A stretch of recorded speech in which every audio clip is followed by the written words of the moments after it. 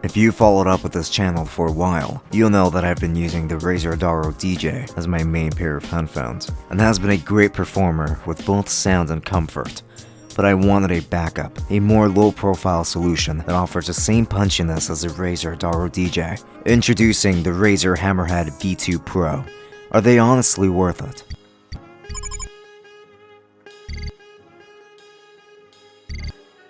I ordered this pair refurbished from Amazon, so they were roughly around $20 cheaper than their normal $70 pricing.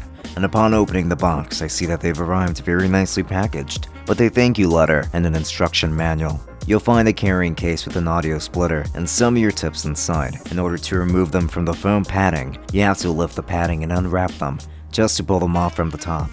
The exterior design consists of aluminum for both earpieces. This pair feels very rigid and durable because of it, and also have a Razer logo that doesn't stand out too much, which is good. The wires have the flat variety, so it feels more fragile than the standard rounded wire. The wire leads you down towards the 3.5mm jack that is angled for some reason. I will continue to complain about these very soon. The microphone controls aren't quite as well built as the earphones themselves, being made out of plastic, but they feel very solid nonetheless.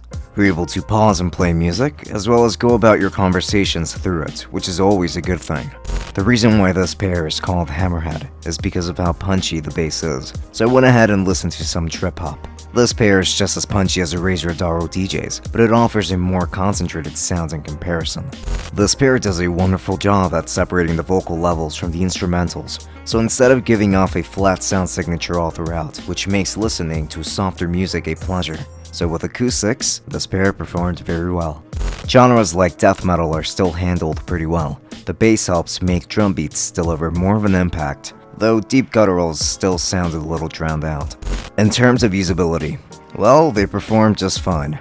Razer ships out other ear tips that supposedly isolate sound signatures differently, but I just stuck with the ones already attached to it, and they're pretty comfortable for the most part. Having the convenience of inline controls and a microphone are, like I said, always a plus. The sound signature is actually quite on par for what I want, and this pair being so low profile and easy to just stash away makes me feel like there are no compromises for my use. But I've been praising this pair for long enough. It's time to share my complaints.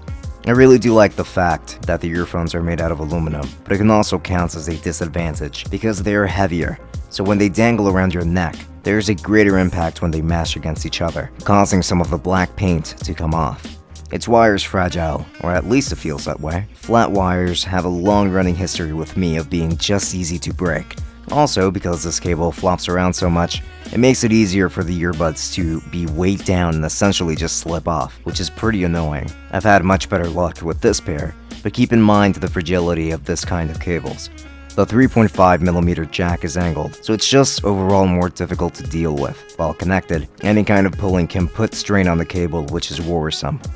So between the Razer Hammerheads and the Razer DJ, I can't really choose a favorite because they both have features that I wish I could combine. They both offer just about the same sound quality and bass. It really just feels like the Hammerheads are a smaller version of the Adaros. Though even with the all-plastic build of the Adaros, this pair still feels more durable, and the wire is just as I would want it to be, except for the fact that it's not braided.